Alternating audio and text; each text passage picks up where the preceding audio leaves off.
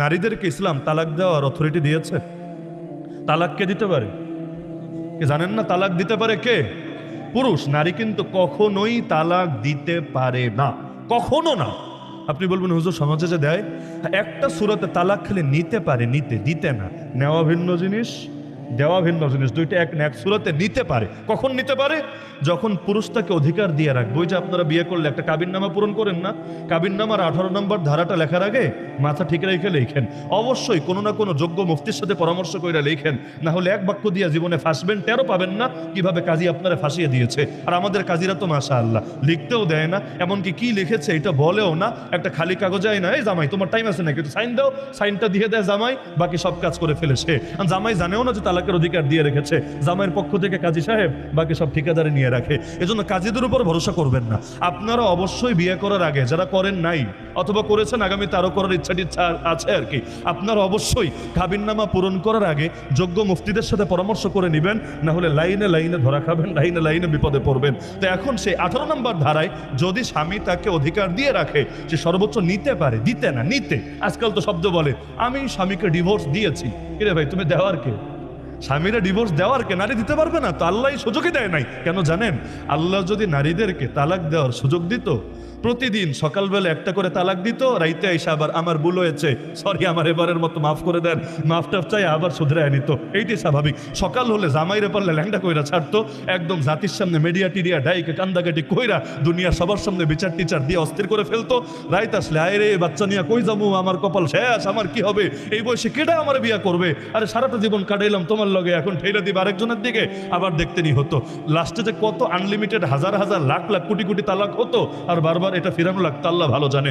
এজন্য আল্লাহ এই আবেগে জাতির এই দায়িত্বই দেন নাই। আরে নারীর হাতে দায়িত্ব দিলে কি হয়, এটা শেখ হাসিনার দেখলেও বুঝে আসে আলহামদুলিল্লাহ, আসলে বুঝে আসে। তার দিলে কষ্ট থাকতেই পারে, বাবা যেহেতু হারিয়েছে, এখন ভালো হোক মন্দ হোক তার দিলে এটা কষ্ট থাকবে, স্বাভাবিক। আর নারীরা তো বাবার জন্য এত দেওয়া না, এটাই স্বাভাবিক। ইসলাম নারীদেরকে কবর স্থানে গিয়ে কবর জিয়ারত করতে উৎসাহিত করে না। আপনারা জানেন কিনা আমি জানি না, এক সময় নিষেধ ছিল, হাদিসে আছে যেই মহিলারা কবরস্থানে গিয়ে কবর জিয়ারত করবে ওদের উপর আল্লাহ লানত, নিষেধ ছিল এক সময়। পরবর্তীতে অনুমতি দেওয়া হয়েছে, তো উৎসাহ দেওয়া হয় নাই। কেন?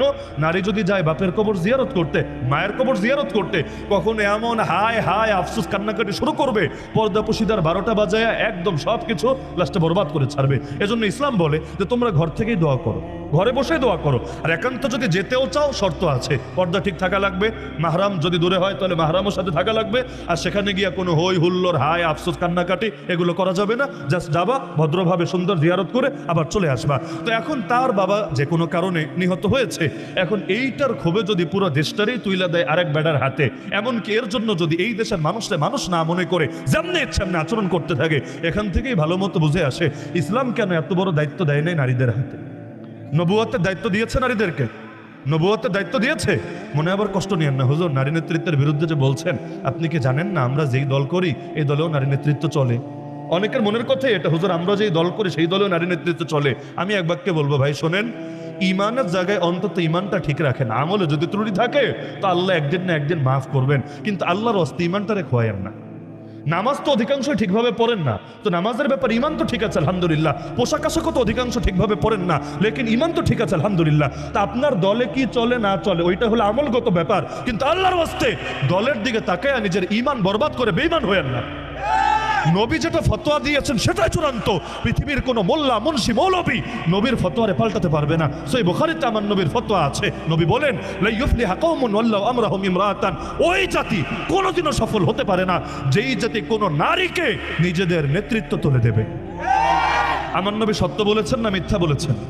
আমার নবী সঠিক বলেছেন না ভুল বলেছেন? তো নবী যা বলেছেন তাই হবে। হ্যাঁ, এর বাইরে যদি সমাজে কিছু চলে সেটা আমলগত ত্রুটি, লেকিন আল্লাহর হস্তে দলের দিকে তাকায় নবীর হাদিস অস্বীকার করতে যায়েন না। না হলে ওই নবী যদি সুপারিশ না করে, ওই নবী যদি হাউজে কাউসারের পানি পান না করায়, আপনার দলের কোনো নেতা আপনারে আল্লাহর গজব থেকে বাঁচাতে পারবে না।